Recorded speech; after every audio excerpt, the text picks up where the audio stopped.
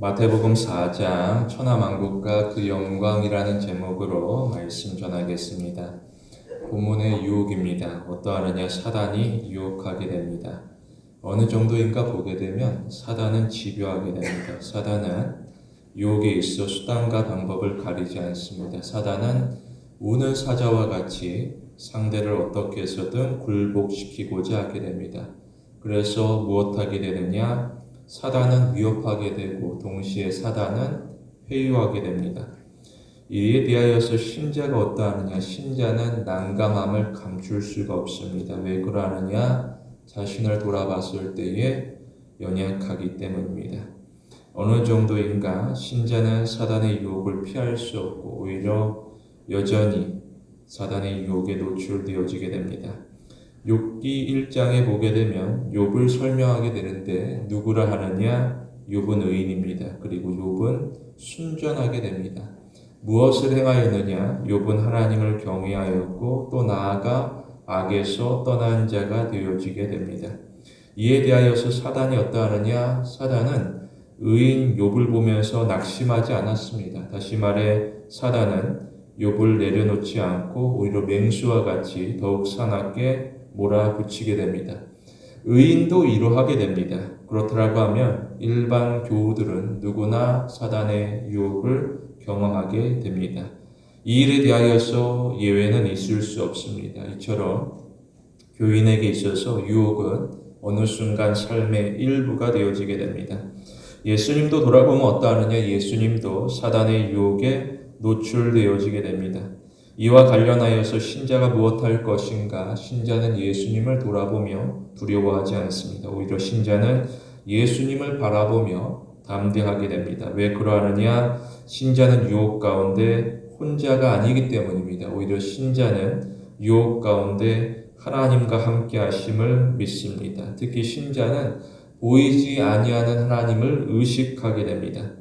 때로는 사람이 종종 의문을 제기하게 됩니다. 그게 무엇인가? 하나님이 전지전능합니다. 그렇다고 하면 하나님은 사단의 시험을 얼마든지 미연에 방지할 수 있을 것입니다.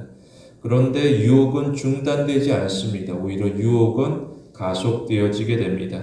어느 정도인가 사단은 사람이 숨을 거두는 그 마지막 순간까지도 죄에 대하여서 유혹하게 됩니다. 욥의 아내가 뭐라고 하느냐? 그녀의 말이 인상적입니다. 욥의 아내는 욥을 향하여서 당신이 그래도 자신의 순전을 굳게 지키겠느냐? 차라리 하나님을 욕하고 죽으라고 말하게 됩니다. 죽음에 대하여서 오히려 하나님을 멸시하고 모욕하며 그 생명을 끊을 것을 요구하게 됩니다.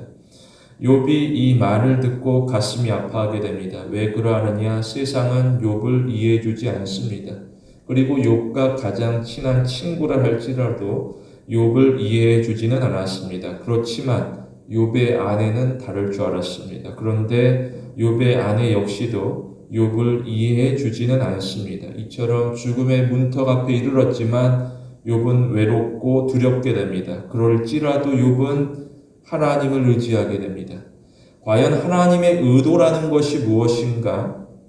하나님은 시련 가운데 신자의 중심을 알고자 합니다. 나아가 하나님은 시련 가운데 하나님의 믿음에 대하여서 칭찬하고자 합니다. 그러므로 신자는 자신을 다스릴 것입니다. 다시 말해 신자는 자신을 절제해야 될 것입니다. 그렇지 않고서는 신자가 사명을 감당할 수가 없습니다. 특히 신자는 예수님을 본받을 것입니다. 어떠하느냐? 히브리서에 보게 되면 예수님에 대하여서 그는 모든 일에 우리와 똑같이 시험을 받으셨다라고 알리고 있습니다. 예수님 역시도 시험을 받으셨습니다. 그런데 분명한 차이가 있는 것이 무엇인가? 히브리서에 예수님에 대하여서 그는 우리와 다르게 죄가 없다라고 알리고 있습니다.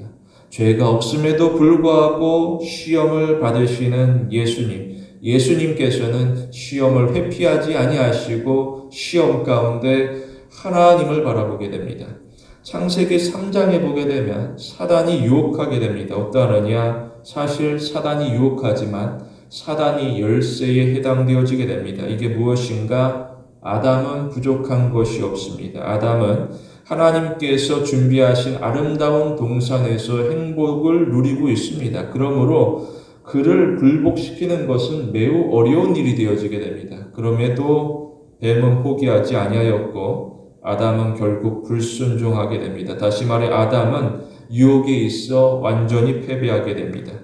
이에 반하여서 예수님께서는 어떠하시느냐? 정반대가 되어지게 됩니다.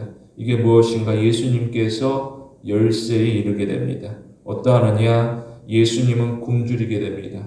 인도를 따라갔는데 오히려 굶주리게 되고 또 나아가 황량한 광야에서 완전히 지쳐 계시게 됩니다. 그럼에도 예수님께서는 유혹에 패배하지 않았습니다. 오히려 예수님께서는 순종하시게 되는데 다시 말해 예수님께서는 순종으로 승리하시게 됩니다.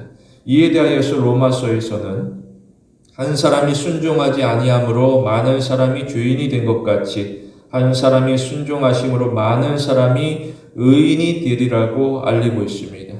우리는 신앙의 기본을 지켜야 될 것입니다. 그게 무엇인가? 우리는 하나님에게 감사합니다. 특히 우리는 사단의 유혹 중에도 주님을 의지하며 하나님에게 감사할 것입니다. 사단은 우리 가운데 부족한 것을 들추게 됩니다. 우리가 에덴 동산에 거할지라도 어떻게 해서든 우리에게 부족한 것이 있다라고 우리를 부추기게 됩니다. 그렇지만 신자는 하나님에게 감사할 것입니다. 골로새서에 보게 되면 너희는 무엇을 하든지 다 주 예수의 이름으로 하고 그를 힘입어 하나님에게 감사하라라고 알리고 있습니다. 우리가 감사할 수 없을지라도 예수님을 힘입어 우리는 감사하게 됩니다. 이처럼 우리는 예수님으로 말미암아 감사를 실천하게 됩니다.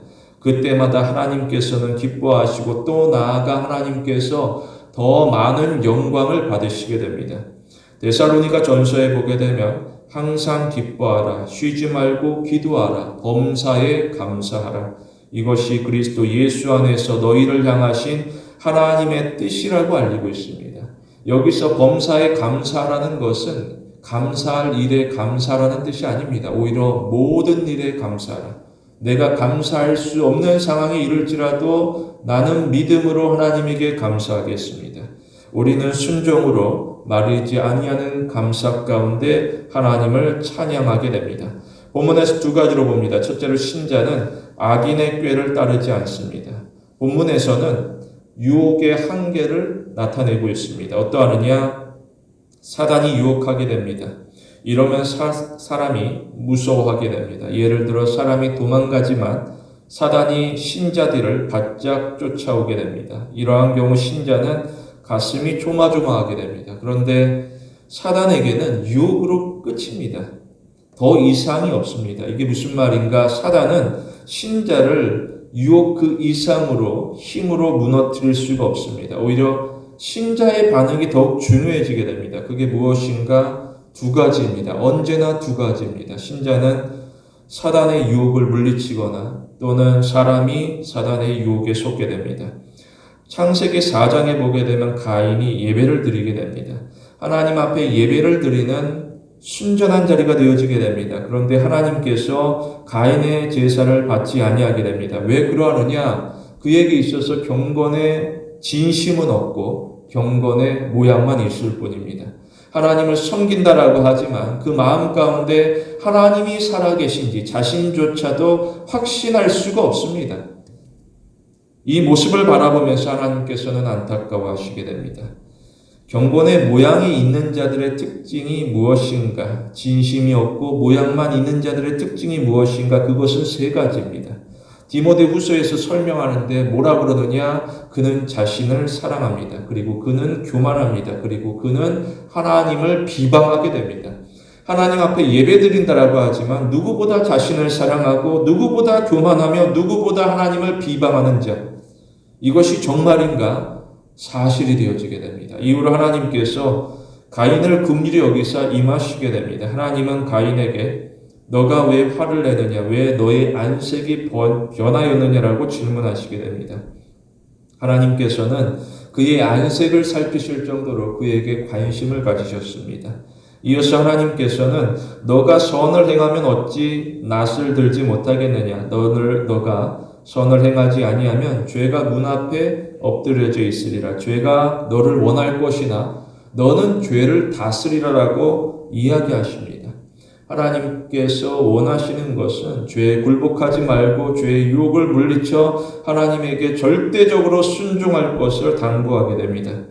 그런데 가인이 어떠하느냐? 가인은 하나님의 말씀을 마음에 새기지 않습니다. 분명 내가 말씀을 들었지만 그 말씀을 흘려듣게 됩니다. 오히려 가인은 하나님의 말씀을 듣는 중에 비웃게 됩니다. 무엇하느냐? 가인은 그 순간 가운데 속에서도 아벨을 죽일 계획을 꾸미게 됩니다. 그리고 실제로 가인은 아벨을 죽이게 됩니다. 이 일에 대하여서 가인은 조금도 부끄러워하지 않았습니다. 오히려 가인은 하나님에게 내가 동생을 지키는 자냐라고 되묻게 됩니다. 신자는 하나님의 권위를 인정할 것입니다. 신자가 어떠하느냐? 신자는 하나님의 통치 아래 살아갑니다. 신자는 사단의 통치 아래 살아가는 자가 아닙니다. 신자는 하나님의 통치 아래 살아가게 됩니다.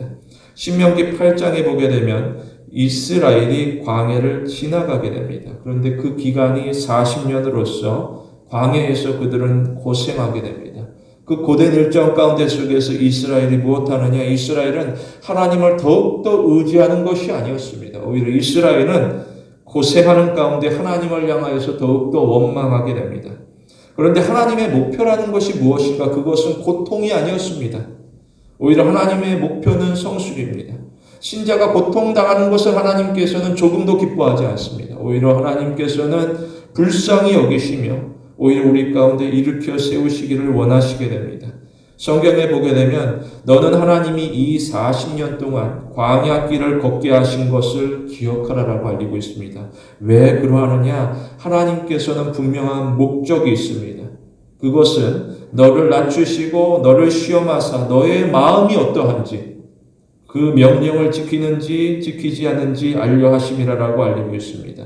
하나님께서는 우리의 마음을 알고자 합니다. 우리의 마음 가운데 진심 어린 고백을 듣고자 합니다. 그런데 사람이 어떠하느냐? 사람은 하나님을 떠나 자기 중심으로 생각하고 판단하게 됩니다. 이것이 마치 습성과도 같습니다. 이게 무슨 말인가? 사람은 어느 순간부터 불평과 불만에 익숙해지게 됩니다. 끊임없이 불평과 불만을 되뇌이게 됩니다. 이와 관련하여서 누구는 억울할 수도 있습니다. 왜 그러하느냐? 세상이 불완전하기 때문이다. 나에게 잘못이 있는 것이 아니라 세상이 험악하고 분주하고 괴롭기 때문에 따라서 사람은 걱정하게 되고 도저히 감사할 여유가 없다라고 말하기도 합니다. 분명 사람이 감사하고자 합니다. 세상에서도 감사하라라고 이야기하게 됩니다. 그런데 매일의 삶을 돌아보게 되면 감사할 여유가 없는 그다말로 고단한 일상이 되어지게 됩니다. 그래서 사람은 고마운 일에 대하여서 감사를 표현할 기회를 놓치게 되었다라고 말하기도 합니다. 그런데 실상은 더 큰 문제는 사람이 감사의 주제만을 본다라는 것입니다. 다시 말해 사람이 자신에게 주어질 복만을 바라보게 됩니다. 그리고 이에 대하여서 휘둘리게 됩니다. 나에게 기쁜 일이 있으면 기쁠 것이나 나에게 슬픈 일이 있으면 슬플 것이다. 그런데 우리는 복을 주시는 하나님, 은혜를 주시는 하나님, 나의 삶 가운데 역사하시는 하나님을 바라봐야 될 것입니다. 유의할 것은 눈먼 성화라는 것은 없습니다. 성화라는 것은 눈을 떠서 주님을 바라보는 것입니다. 내가 하나님을 따르겠다라는 것은 내가 눈을 감고서 나의 힘으로 하겠다라는 것이 아니라 믿음의 눈을 들어서 주님을 바라보며 주님만을 따라가겠다라는 것입니다. 그때 비로소 신자는 주님의 영광을 바라보게 됩니다. 그리고 나아가 신자는 주님의 모습을 닮아가게 됩니다. 보지 아니하고 어떻게 주님을 닮아갈 수 있겠습니까? 신자는 시야를 확대해야 될 것입니다. 그게 무엇인가? 예수님께서는 오직 신자를 위하여서 이 땅에 임하셨습니다. 이것이 바로 예수님의 비하입니다. 예수님께서 스스로를 낮추시게 됩니다. 이것이 네 가지로 설명되어지게 되는데 먼저로서 성육신이고 그리고는 고난이고 그리고 죽음이고 그리고 장사 지내지게 됩니다. 이에 대하여서 빌립보서에서 정리하고 있는데 뭐라고 그러느냐? 그는 근본 하나님의 본체시나 하나님과 동등됨을 취할 것으로 여기지 아니하시고 오히려 자기를 비워 종의 형체를 가지사 사람들과 같이 되셨고 사람의 모양으로 나타나서 자기를 낮추시고 죽기까지 복종하셨으니 그 십자가에서 죽으심이라고 알리고 있습니다. 사람의 모양으로 나타나서 자기를 낮추시고 죽기까지 복종하셨다. 우리도 할 수 있다라는 것입니다. 사람의 모양으로 나타나신 주님께서 우리 가운데 친히 모범을 보여주셨습니다. 특별히 신자는 고통당하신 예수님을 외면해서는 안 됩니다. 왜 그러하느냐? 고통 없이는 영광도 없기 때문입니다. 오히려 고통으로 말미암아서 우리에게 장차 임할 영광이 더욱 환하게 부각되어지게 됩니다. 어느 정도냐? 빌립보서에 보게 되면 이러므로 하나님이 그를 지극히 높여 모든 이름 위에 뛰어난 이름을 주사 하늘에 있는 자들과 땅에 있는 자들과 땅 아래에 있는 자들로 모든 무릎을 예수의 이름에 꿇게 하시고 모든 입으로 예수 그리스도를 주라 시인하여 하나님에게 영광을 돌리게 하셨다라고 알리고 있습니다. 우리가 하나님 앞에 순종하게 될 때에 하나님께서 높여주시나 그 모든 영광은 결국 하나님에게 올려드리게 됩니다. 이것이 우리에게 있어 기쁨이 되어지게 됩니다. 우리는 자신을 낮추고 죽기까지 복종하게 됩니다. 왜냐? 우리는 증인이기 때문입니다. 이게 무엇인가? 우리는 주님의 고통을 목격하였습니다. 그리고 동시에 우리는 주님의 영광을 바라보게 됩니다. 고린도후서에 보게 되면 우리가 주의 영광을 보매 그와 같은 형상으로 변화하여서 영광에서 영광에 이르니 곧 주의 영으로 말미암은 것이라고 알리고 있습니다. 우리가 주님과 함께 동행함을 통하여서 우리가 주님의 영광을 보게 되는데 우리가 더 이상 우리의 연약한 형상 가운데 살아가는 것이 아니라 하나님의 자녀된 모습으로서 변화되어 영광에까지 이르게 된다. 이것이 영원전부터 우리를 향한 하나님의 계획이 되어지게 되니 이 모든 영원한 계획 가운데 하나님에게 영광을 돌리게 됩니다. 우리는 사단이 유혹할지라도 처음부터 끝까지 순종으로 시작하여서 순종으로 마무리할 것입니다. 우리는 비겁한 위선자가 되지 않도록 조심해야 됩니다. 누구는 자신의 사정과 자신의 상황을 이야기하면서 하나님 앞에서 불순종할 수밖에 없는 이야기를 하게 됩니다. 그러나 그는 결국 불순종하는 자에 해당되어지게 됩니다. 특히 우리는 자신의 필요를 채우기 위하여서 하나님의 은혜를 이용하고자 하지 않습니다. 오히려 이것이 세상에서 가장 큰 유혹이 되어지게 됩니다. 내가 원하는 것을 얻기 위하여서 하나님께서 주시고자 하는 그 은혜를 우리는 이용해서는 안 됩니다. 예를 들어 삼손을 살펴보면 어떠하느냐? 그가 하는 일을 보게 되면 삼손은 자신에게 주어진 귀한 능력이 있었지만 하나님의 뜻을 벗어나서 자신에게 주어진 능력을 사용하고자 하게 됩니다. 그 결과가 어떠하느냐? 오히려 대적들이 크게 기뻐하게 됩니다. 그리고 삼손은 알아서 무너지게 됩니다. 그런데 예수님께서는 하나님의 뜻에 벗어나서 자신에게 주어진 능력을 사용하고자 하지 않았습니다. 무슨 일이든지 할 수 있었지만 하나님의 뜻이 아니라고 하면 조금도 사용하지 않았습니다. 오히려 예수님께서는 하나님의 뜻에 자신을 전적으로 맞추고자 하게 됩니다. 이것을 요한복음에 보게 되면 뭐라고 그러느냐? 예수님께서는 나는 아무것도 스스로 할 수 없다라고 이야기하시게 됩니다. 내가 모든 것을 할 수 있으나 나는 스스로 아무것도 할 수 없다. 이어서 예수님께서는 나는 나의 뜻대로 하려 하지 아니하고 나를 보내신 이의 뜻대로 하려 한다라고 이야기하게 됩니다. 우리는 하나님의 뜻에서 벗어나는 일을 하지 않습니다. 그리고 우리는 하나님께서 원하시는 일이라고 하면 힘써 순종하게 됩니다. 우리는 세상이 뭐라고 하든지 하나님의 도구로 쓰임받는 일에 대하여서 굴욕으로 느끼지 않습니다. 오히려 무한한 기쁨으로 받아들이게 됩니다. 내가 비록 고생하고 고통 가운데 처할지라도 이 일을 통하여서 하나님께서 영광을 받으신다라고 한다면 우리는 어떠한 고생, 어떠한 고통이라고 할지라도 받아들일 마음의 준비가 되어 있습니다. 우리는 사단이 유혹하지 아니하는 지루한 삶이 아니라 오히려 사단이 유혹하더라도 진리를 위하여서 싸우는 삶을 선택해야 될 것입니다. 둘째로 신자는 죄인의 길에 서지 않습니다. 본문에 보게 되면 유혹의 내용을 설명하고 있습니다. 어떠하느냐? 사단은 예수님에게 천하만국과 그 영광을 보여주게 됩니다.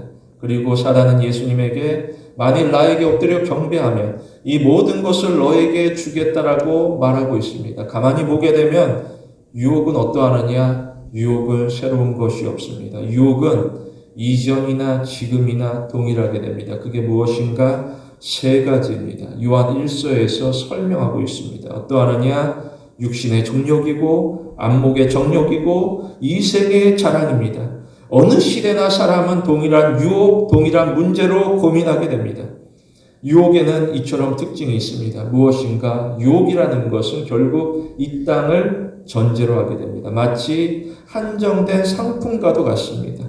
사용 기간이 정해지게 되는데 이 땅으로 제한되어지게 됩니다. 아무리 내가 많은 것을 가졌다라고 하지만 이 땅으로 제한되어지는 것이 유혹이 되어지게 됩니다. 사람이 어떠하느냐? 사람은 유혹에 대하여서 다음을 고려하지 않습니다. 다시 말해 사람은 유혹에 대하여서 장차 임할 하나님의 나라를 생각하지 않습니다. 왜 그러하느냐? 사람이 지금 이 땅에서 살아가기 때문입니다. 이것이 바로 우리가 처해 있는 현실입니다. 사람은 자기 눈앞에 보이는 것에 관심을 가집니다. 그리고 사람은 자기 눈앞에 보이지 않는 것에 대해서는 관심을 두지 아니하게 됩니다. 그것은 이후에 문제가 되어지게 됩니다. 어떠할 것인가? 사람이 그때 가서 해결할 것입니다. 이처럼 사람은 지금 당장 내 눈앞에 보이는 문제만을 해결하고자 하게 됩니다. 그런데 어느 순간 때가 늦게 됩니다. 사람은 반드시 후회하게 됩니다. 어느 정도냐? 누가복음 16장에 보게 되면 예수님이 비유하십니다. 어느 부자가 소개되어지게 됩니다. 무엇하느냐? 부자는 날마다 호화롭게 즐깁니다. 사람들은 부자를 보면서 부러워할 수밖에 없습니다. 사람들은 저마다 나도 저렇게 살았으면 얼마나 좋을까. 저 사람이 하는 일은 농가 밭을 갈지도 아니하고 날마다 좋은 옷을 입고 먹고 마시며 무엇을 입을까 고민하지 아니하고 맨날 행복한 삶을 살아가고 있구나. 부러워하게 됩니다. 그럴수록 부자는 더욱더 열심히 현재를 즐기게 됩니다. 왜 그러하느냐? 부자에게 있어서는 이 땅이 전부이기 때문입니다. 부자에게 있어서 다음이라는 것은 누리지 못할 사치와도 같습니다. 그러므로 부자는 더욱더 바쁜 나날을 보내게 됩니다. 무엇인가? 시간은 짧습니다. 이에 반하여서 그가 가진 재물은 많습니다. 부자는 주어진 시간 속에서 더 많은 즐거움을 얻고자 노력하게 됩니다. 그런데 어느 날 예외 없이 부자도 숨을 거두게 됩니다. 그러자 부자가 깜짝 놀라게 됩니다. 무엇인가? 부자는 음부에 내려가게 됩니다. 그리고 부자는 극심한 고통에 시달리게 됩니다. 그때서야 비로소 부자는 정신을 차립니다. 그리고 무엇하느냐? 부자는 아브라함에게 자신의 소원을 말하게 됩니다. 과연 그의 소원이 무엇일까? 과연 그의 소원이 무엇일까? 부자는 아브라함에게 거지 나사로를 보내어서 나의 가족에게 증언하여 그들이 이 고통받는 곳에 오지 않게 해달라고 간절히 청하게 됩니다. 이처럼 진실이라는 것은 시간이 지나게 되면 드러나게 됩니다. 진실은 감출 수가 없습니다. 흥미로운 것은 부자가 괴로운 중에 처음으로 자신이 아니라 다른 사람에 대하여서 생각하게 되었다는 것입니다. 신자는 영혼을 준비하게 됩니다. 유의할 것은 나 혼자만이 아니라 함께라는 것입니다. 그래서 예수님께서 지상 명령하시게 됩니다. 뭐라고 하시느냐? 마태복음의 예수님께서는 너희는 가서 모든 민족을 제자로 삼아 아버지와 아들과 성령의 이름으로 세례를 주고 내가 너희에게 분부한 모든 것을 가르쳐 지키게 하라라고 이야기하십니다. 그런데 사람들은 어떠하느냐? 사람들은 복음을 듣지만 복음의 문 앞에 서서 망설이게 됩니다. 왜 그러느냐? 좁은 문이기 때문에. 사람들은 좁은 문을 싫어합니다. 좁은 문은 불편합니다. 오히려 세상을 사랑하는데 넓은 문을 선호합니다. 넓은 문은 편하기 때문입니다. 사단은 이 점을 너무나도 잘 알고 있었습니다. 그래서 사단이 무엇하느냐? 사단은 고통당하는 신자에게 위로하는 척 다가와서 천하만국과 그 영광을 보여주며 신자의 시선을 어떻게 해서든 하늘이 아니라 이 땅으로 돌리고자 합니다. 그런데 신자는 유혹에 굴복하지 않습니다. 유혹이라는 것은 어떠하느냐? 유혹은 결국 통제된 상황에서 진행될 뿐입니다. 이게 무슨 말인가? 하나님께서 세상을 다스리고 통치합니다. 이 사실은 변하지 않습니다. 아무리 사단이 유혹할지라도 하나님께서 만물을 주관하시고 판단하시고 이끌어 가신다라는 사실은 도무지 변하지 않습니다. 신자는 신앙 여정에서 유혹을 피할 수 없습니다. 이게 무슨 뜻인가? 신자는 신앙이 성숙할수록 더 많은 유혹을 받게 됩니다. 다시 말해 신자가 하나님에게 더욱 가까이 다가갈수록 이를 막아서는 대적과 치열한 싸움을 벌이게 됩니다. 이처럼 진실한 신자는 날마다 신앙의 최전선에서 싸우게 됩니다. 우리는 잠깐의 즐거움을 위하여서 인생의 모든 것을 망치지 않도록 조심해야 될 것입니다. 목적이 수단을 정당할 수 없습니다. 교인이 하나님을 위한다라고 하지만 삐뚤어진 마음 가운데 얼마든지 왜곡할 수가 있습니다. 우리에게 있어 승리는 논쟁이 아니라 순종으로 주어지게 됩니다. 이것이 하나님의 뜻일 것이다. 수많은 논쟁이 있을지라도 결국 하나님의 음성에 귀를 기울이고 순종하는 자가 승리하게 됩니다. 우리는 세상의 관점이 아니라 하나님의 시선으로 자신을 돌아보고 점검하게 됩니다. 특별히 우리에게 있어 기쁨이라는 것이 무엇인가? 우리의 기쁨은 내가 원하는 것을 얻는 것이 아닙니다. 오히려 하나님께서 원하시는 것이 이루어지는 것입니다. 다시 말해 우리의 기쁨은 하나님의 영광과 짝을 이루는 것입니다. 다시 말해 우리는 하나님께서 영광 받으시는 것을 우리에게 주어지는 가장 큰 기쁨으로 여겨야 될 것입니다. 사람이 과연 권세를 가지면 무엇할 것인가? 천하 만국을 가지게 되면 무엇할 것인가? 사람은 자신의 안락한 삶을 계속해서 지속하기 위하여서 세상에서 통용되는 다양한 방법들을 동원하게 됩니다. 그런데 우리는 안락한 삶을 꿈꾸는 것이 아닙니다. 오히려 우리는 하나님께서 원하시는 사명을 감당하는 삶을 위하여서 자신의 모든 것을 쏟아부어 헌신하게 됩니다. 우리는 로마서 말씀과 같이 육신의 일을 도모하지 않습니다. 우리는 하나님의 약속을 사모합니다. 우리에게 임할 최종 결론의 진실이 있습니다. 우리는 순종의 기쁨을 회복할 것입니다. 우리 모두 유혹을 이기는 성도가 되길 원합니다. 사단이 유혹합니다. 어떠하느냐? 사단은 거듭해서 반복해서 유혹합니다. 사단은 절대로 포기하지 않습니다. 이러면 신자가 힘이 들게 됩니다. 그런데 신자는 겁내지 않습니다. 오히려 신자는 대적과의 싸움을 능히 감당하게 됩니다. 왜 그러하느냐? 하나님께서는 시험의 종류를 제한하셨습니다. 그리고 하나님께서는 시험의 강도까지도 제한하셨습니다. 이것을 이미 하나님께서 친히 약속하시게 됩니다. 뭐라고 하느냐? 고린도전서에 보게 되면 사람이 감당할 시험 밖에는 너희가 당한 것이 없나니 오직 하나님은 미쁘사 너희가 감당하지 못할 시험 당하는 것을 허락하지 아니하시고 시험 당할 즈음에 또한 피할 길을 내사 너희로 능히 감당하게 하신다라고 알리고 있습니다. 하나님께서 시험하실 때에는 우리를 무너뜨린 게 아닙니다. 오히려 시험을 통과하도록 시험을 극복하기까지 우리를 도우시고 역사하시게 됩니다. 이처럼 신자에게 있어 유혹은 결코 과하지 않습니다. 내가 받는 이 시험이 힘들고 괴롭다. 그런데 나의 믿음에 비추어서 우리에게 주어지는 시험일 뿐입니다. 우리는 충분히 감당할 수 있습니다. 이미 하나님께서는 신자의 한계를 알고 있습니다. 그게 무엇인가? 히브리서에 보게 되면 그가 시험을 받아 고난을 당하셨은즉 주님이 시험을 받아 고난을 당하셨은즉 시험 받는 자들을 능히 도우신다라고 알리고 있습니다. 시험을 받은 자는 그 고통을 누구보다 더 잘 알고 있기에 오히려 고통당하는 자를 더 긍휼히 여기며 불쌍히 여기게 됩니다.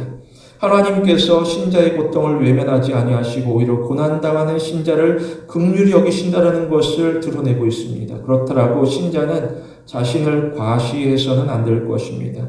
고린도전서에 보게 되면 그런즉 선줄로 생각한 자는 넘어질까 조심하라라고 알립니다. 이게 무슨 말인가? 사람은 성공의 정점에서 교만하게 됩니다. 내가 이 시험을 통과하였다. 그것으로 만족하지 않습니다. 왜냐? 그 순간에 우리는 얼마든지 교만할 수 있기 때문에. 그리고 교만이라는 것은 사람으로 하여금 공경에 빠뜨리게 됩니다. 잠언에 보게 되면 교만은 패망의 선봉이요 거만한 마음은 넘어짐의 앞잡이라고 알리고 있습니다. 우리는 낮아지는 마음으로 성경을 묵상하게 됩니다. 어느 정도냐? 우리는 주야로 성경을 묵상합니다. 밤낮으로 내가 어느 상황 가운데 처해 있든지 내가 잘 될 때에도 내가 어려울 때에도 나는 항상 주야로 하나님의 말씀을 묵상하겠습니다. 하나님이 어떠하느냐? 하나님이야말로 진정으로 밤낮 신자를 보호하시는 분입니다. 밤낮 우리를 보호하시고 지키시는 하나님. 시편에 보게 되면 하나님은 너를 지키시는 자라. 하나님이 너의 우편에서 너의 그늘이 되시나니 낮에 해가 너를 상하게 하지 아니하며 밤의 달도 너를 해치지 아니하리라고 알리고 있습니다. 우리는 신실하신 하나님의 약속을 신뢰하게 됩니다. 특별히 우리는 유혹 중에 두 가지를 주의합니다. 무엇인가? 우리는 하나님을 의심하지 않습니다. 그리고 우리는 하나님을 시험하지도 않습니다. 무엇 하느냐? 누구는 하나님을 의심하고 또 나아가 하나님을 시험하는 일을 주저하게 됩니다. 그가 하는 일이 무엇인가? 그는 하나님이 기적을 행하도록 유도하거나 또는 강요하게 됩니다. 만일 하나님이 살아계시면 이때에 우리는 다니엘의 세 친구의 신앙 고백을 기억해야 될 것입니다. 뭐라고 하느냐? 그들은 극렬히 타는 불못불 가운데 만일 하나님이 살아계시면이라고 말하지 않았습니다.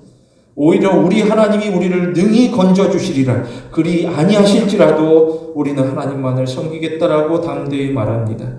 우리는 믿음을 지킬 것이고 또한 우리는 하나님께서 하신 일을 묵묵히 기다릴 뿐입니다. 우리는 하나님 앞에 꾸준하고 정직하고 성실하게 행하게 됩니다. 신앙 여정에 있어서 지름길이라는 것은 없습니다. 그냥 매일 삶 가운데 속에서 믿음을 지키고자 고군분투하는 그 일상이 신자의 신앙 여정이 되어지게 됩니다. 이 신앙 여정 가운데 우리는 겸손한 자세로 하나님을 그저 따라갈 뿐입니다. 우리 모두 하나님의 도우심이 임할 줄 확신하는 성도가 되길 원합니다. 말씀을 맺겠습니다. 우리는 쉬운 길을 도모하지 않습니다. 세상 사람들은 쉬운 길을 사랑합니다. 그런데 우리는 쉬운 길을 도모하지 않습니다. 대적은 시련이 없는 쉬운 길을 제시하게 됩니다. 그런데 우리는 하나님께서 정하신 길로 나아갑니다. 하나님께서 사망의 음침한 골짜기를 내 눈앞에 펼쳐 보일지라도 나는 주님을 믿음으로 따라가겠습니다. 하나님께서 우리에게 완전한 승리를 보장하시기 때문에 우리는 두려워하지 아니하고 믿음으로 나아가게 됩니다. 우리는 선한 목자, 나의 사랑하는 아버지 하나님을 의지할 뿐입니다.